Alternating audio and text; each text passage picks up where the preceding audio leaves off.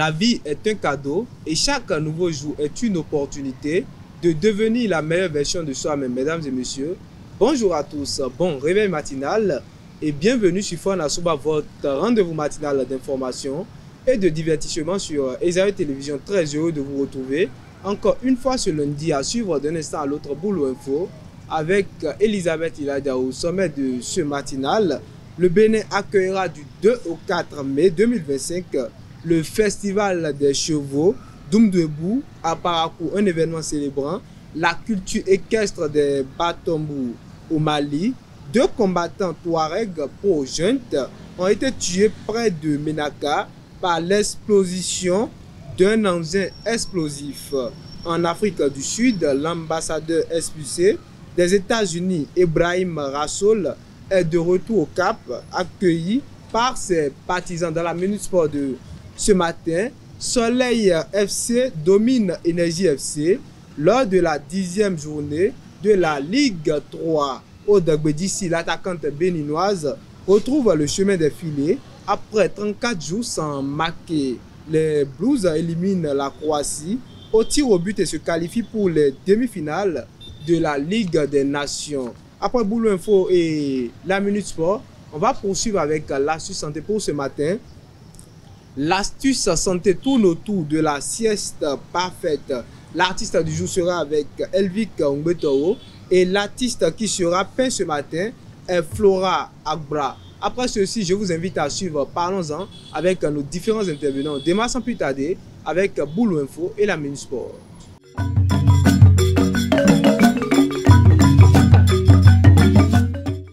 Boulot Info, c'est avec vous Elisabeth Ilada. Bonjour. Bonjour Mouidine. Bonjour à toutes et à tous et bienvenue dans Boulot Info. Parakou vibrera du 2 au 4 mai 2025 au rythme du Festival des Chevaux d'Oumdebou, initié par l'association sportive et culturelle Bénin Massobou. Ce rendez-vous mettra en valeur l'histoire et les traditions équestres des Batombou à travers spectacles, courses, danses folkloriques et expositions artisanales. Soutenu par le ministère de la Culture, l'événement ambitionne de devenir un incontournable du calendrier culturel béninois. Pour lutter contre l'onchocercose, le ministère de la Santé prévoit une vaste campagne de traitement de masse à partir du 31 mars 2025. L'opération concernera plusieurs départements, dont le Borgou, afin d'éradiquer cette maladie qui provoque la cécité. L'ex-préfet du jour, Firmin Aimé Couton, a été conduit à sa dernière demeure ce samedi 22 mars lors d'une cérémonie empreinte de recueillement. Décoré à titre posthume au rang de commandeur de l'ordre national du Bénin, il a reçu les hommages du gouvernement, de sa famille et de ses collègues.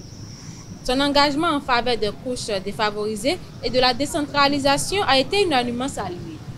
À Parakou, la chaleur est au cœur des préoccupations quotidiennes. Pour y faire face, beaucoup misent sur des solutions comme la glace ou les brasseurs d'air. Nos reporters ont tendu leur micro aux habitants pour savoir comment ils gèrent ces fortes températures. Écoutons leur réaction. Concernant la chaleur de cette période, vraiment à Parakou ici, il fait tellement chaud. Yako, c'est la chaleur. Il y a trop de chaleur. Et moi, je préfère la matin que la chaleur.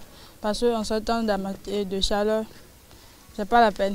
On a même envie de fuir, de quitter nos maisons. Surtout à Parakou actuellement, est un peu insupportable. Bon, vu les changements climatiques, tout ça, alors moi je dors dehors. À partir de 22, bon, disons 1h, bien 0h, jusqu'à 5h, 6h, je reste dehors et à 6h, je rentre là. La chaleur n'a plus de fait sur moi. Donc, ça fait que même les étudiants n'arrivent pas à rester dans les amphis, dans les salles d'études. Donc ça fait qu'il fait tellement chaud et des fois même on coupe le courant et la chaleur de gaz parce qu'il y a les ventilos qui sont là, les bracelets qui sont là. Et si on coupe le courant, donc ça fait que la chaleur augmente. Et également la nuit aussi, dans les cabines, les résidences, la majorité des étudiants n'arrivent pas à dormir à cause de la chaleur. Ils sortent même pour venir s'installer, pour dormir dehors à cause de la chaleur. La chaleur, c'est le temps, mais avec l'université, c'est pas facile. Hein. Des fois, on ouvre les fenêtres et également s'il y a les bracelets, on allume les bracelets nous permettent de faire le vent et ça nous permet au moins, le corps ça va permettre au moins un peu que la fraîcheur entre quoi. Et là on arrive à rester dans la chambre.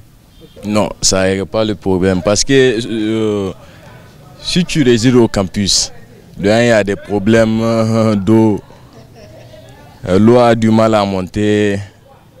En haut, tu dois prendre ton seau et aller te décacasser, tu vois, tout ça. La nuit, moi, j'ouvre ma porte. Je reste au dehors jusqu'à 2 h du matin avant de fermer. Mais pourtant, on n'a pas le choix, c'est ça. Même les ventilateurs donnent de la chaleur. La nature, bien nous, les êtres humains, nous sommes toujours comme ça. Tantôt nous crions la chaleur, tantôt nous crions la pluie et la fraîcheur. Mais moi, je préfère la matin que la chaleur parce qu'avec la fraîcheur, on arrive à rester dedans, fermer notre palme. Contrairement à la chaleur, c'est un peu difficile. Mais si tu te douches 3 minutes à 5 minutes, voire 10 minutes, tu es obligé, tu commences par aussi transpirer. Donc, c'est un pas à perdre. Donc, moi, je préfère la fraîcheur que de vivre la chaleur. Hors de nos frontières, 2 combattants du mouvement pour le salut de l'Azawad MSA, alliés de la junte malienne, ont été tués samedi 22 mars près de Menaka par un engin explosif attribué au groupe djihadiste. L'explosion a également fait plusieurs blessés parmi les combattants du MSA qui appuient l'armée malienne et le groupe Wagner dans la région. Pendant ce temps, au nord-est du pays, le Front de libération de l'Azawad poursuit son combat indépendantiste contre les forces maliennes. Et pour finir, expulsé des États-Unis après avoir qualifié la politique américaine de suprémaciste, l'ambassadeur sud-africain Ibrahim Rassoul est rentré ce dimanche 23 mars à l'aéroport du Cap. Accueilli par des centaines de militants de l'ANC, il a affirmé n'avoir aucun regret malgré l'échec de ses objectifs diplomatiques. Dans un contexte de tension entre Washington et Pretoria, l'Afrique du Sud n'a pas encore annoncé son successeur. C'est tout pour l'info de ce matin. Merci de nous avoir suivis. Merci à vous, Elisabeth Iladia, pour l'actualité matinale.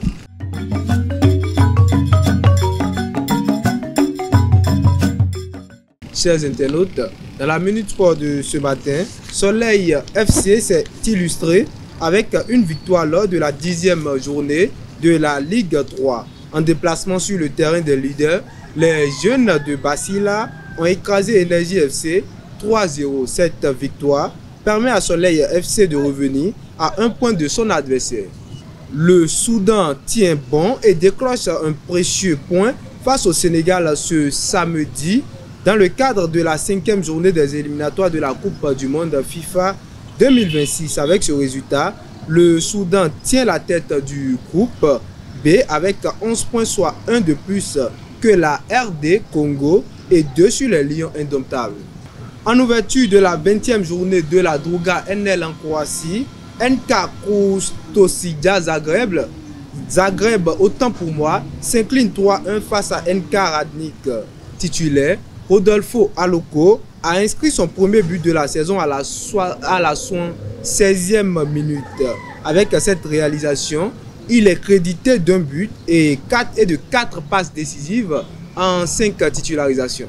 34 jours après son dernier but en championnat, Aude Gbedissi, l'attaquante béninoise, s'est à nouveau distinguée ce dimanche lors de la 16e journée de la Ligue 2 face à l'US Saint-Malo. Elle a brillé en contribuant au succès 4-2 de son club à l'extérieur avec un but marqué sur coup franc direct et une passe décisive. Rappelons que la vice-capitaine des Amazones du Bénin compte 10 buts et 4 passes décisives cette saison. Et pour boucler avec la Minute Sport de ce matin, battu 2-0 jeudi à Split, les Blues ont refait leur retard en battant ce dimanche la Croatie 2-0 à Saint-Denis avant de l'emporter au tir au but. Pour le tour suivant de cette Ligue des Nations, les Blues rencontreront le 5 juin en demi-finale l'Espagne qui a éliminé de la même manière les Pays-Bas sur un score cumulé de 5 buts partout. Voilà, c'est tout pour la Minute Sport de ce matin. Chers internautes, on passe à l'astuce santé avec Sylvie Dédéou.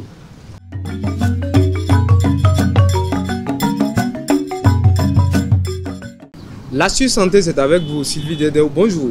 Oui, Dinawani, bonjour. Amis internautes de Zaï Télévision, bonjour. Vous ressentez une baisse d'énergie après le déjeuner? Plutôt que de lutter contre la fatigue, pourquoi ne pas faire une sieste? Mais attention, pour être bénéfique, elle doit être bien dosée. Pourquoi faire une sieste? Contrairement aux idées reçues, la sieste n'est pas une perte de temps. Elle permet d'améliorer la concentration et la mémoire, de booster la vigilance et la productivité, de réduire le stress et d'améliorer l'humeur et de préserver la santé cardiovasculaire. Quelle est sa durée idéale? Les spécialistes du sommeil recommandent une sieste de 15 à 20 minutes. Elle permet d'entrer dans un sommeil léger qui repose le cerveau sans provoquer de sensation de lourdeur au réveil. À éviter, une sieste de 30 à 45 minutes vous plonge dans un sommeil profond, entraînant un réveil difficile avec une sensation de somnolence. Une sieste après 16 heures peut perturber votre sommeil nocturne. Et la sieste flash, ça marche. Si vous manquez de temps, une sieste express de 1 à 5 minutes peut suffire à réduire le stress et relancer votre vigilance. Elle est idéale au bureau ou lors de longs trajets. Une astuce insolite, la méthode Dali. Le peintre Salvador Dali utilisait une technique originale. Il s'endormait avec une clé en main. Dès qu'il sombrait dans le sommeil, la clé tombait au sol et le réveillait instantanément. Résultat, une micro-sieste ultra réparatrice. Le bon moment pour faire la sieste. L'idéal est de dormir entre 13h et 15h lorsque la vigilance baisse naturellement. Une courte sieste à ce moment-là rebooste l'énergie sans nuire au sommeil du soir. En résumé, une sieste bien calibrée est un vrai booster pour le corps et l'esprit. C'est tout pour l'astuce santé de ce matin. Merci de m'avoir suivi. À très vite. Merci à vous, Sylvie Dedeo, pour l'astuce santé de ce matin. Chers internautes, on passe à l'artiste du jour avec Elvik Ngbeto.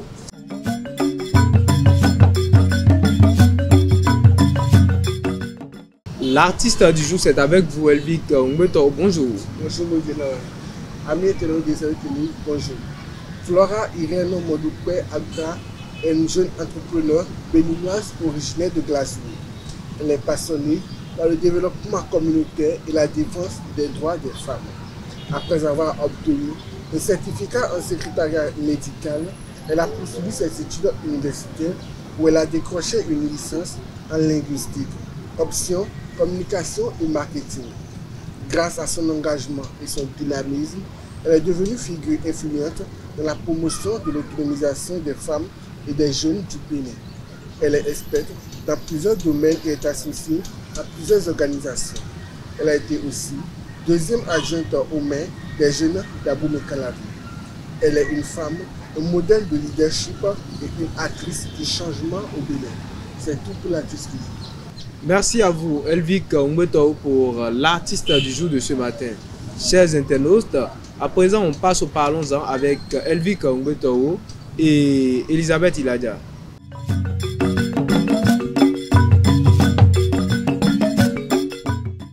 Les allergies alimentaires chez les enfants, précautions nécessaires ou caprices exagérés. Tel est le sujet de Parlons-en de ce matin.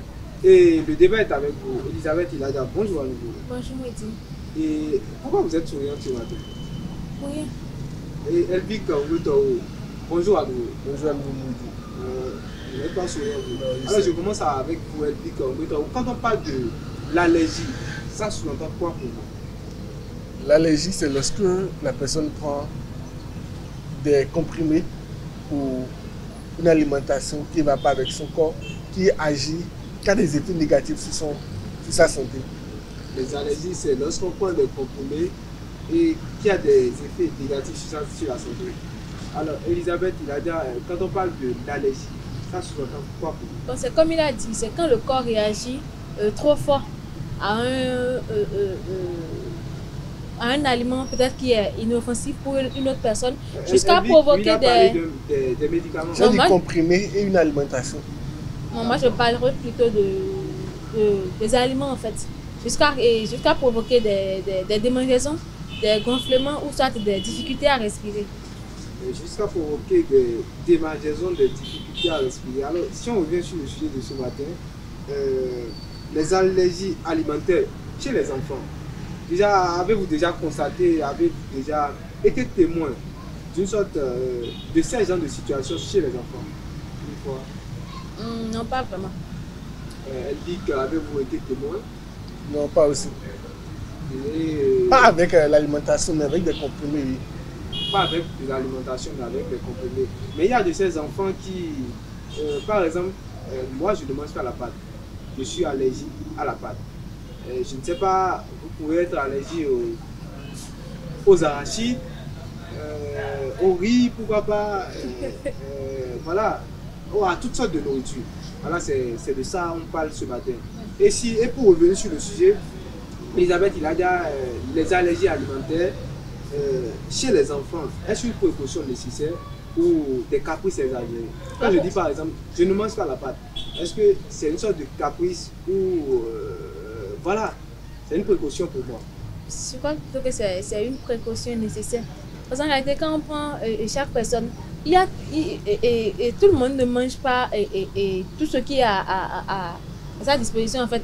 C'est-à-dire que chacun a quelque chose qu'il ne mange pas en fait. Que ce soit peut-être que la personne n'est même pas allergique à la chose, mais la personne n'aime pas manger ça.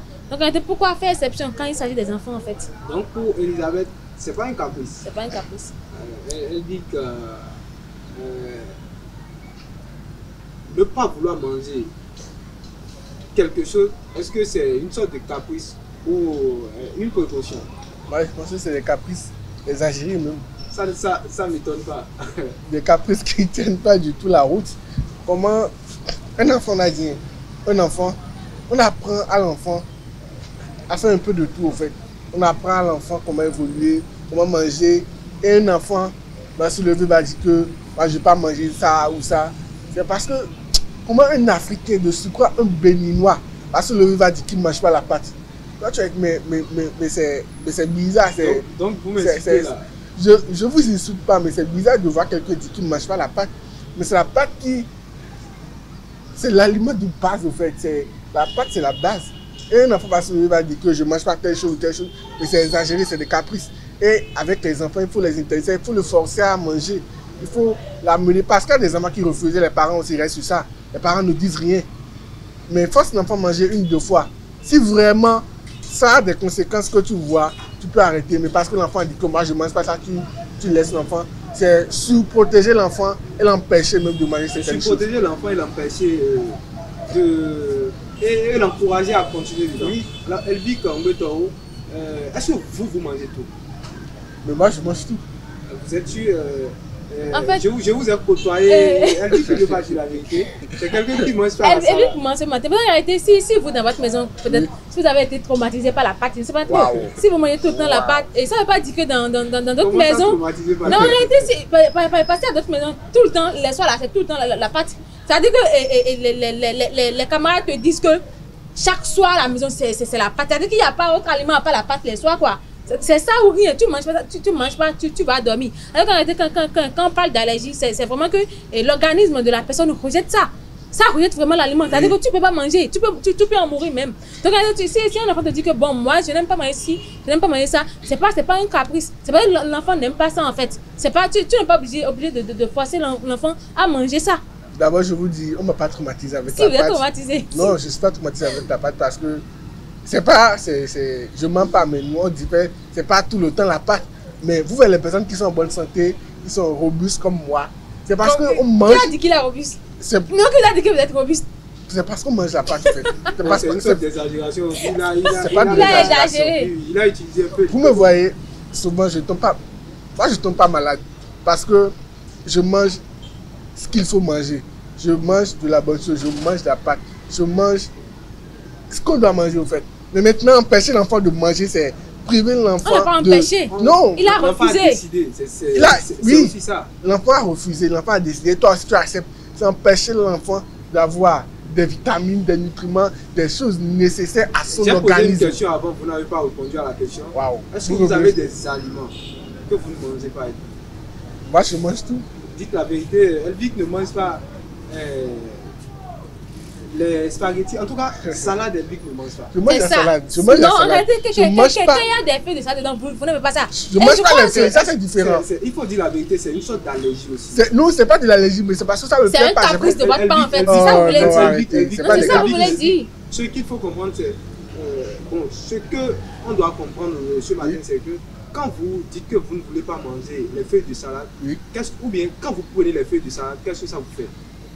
Je ne peux pas expliquer ce que ça me fait, mais je sais que, comme Elisabeth l'a dit, mon organisme ne réagit pas correctement avec ça.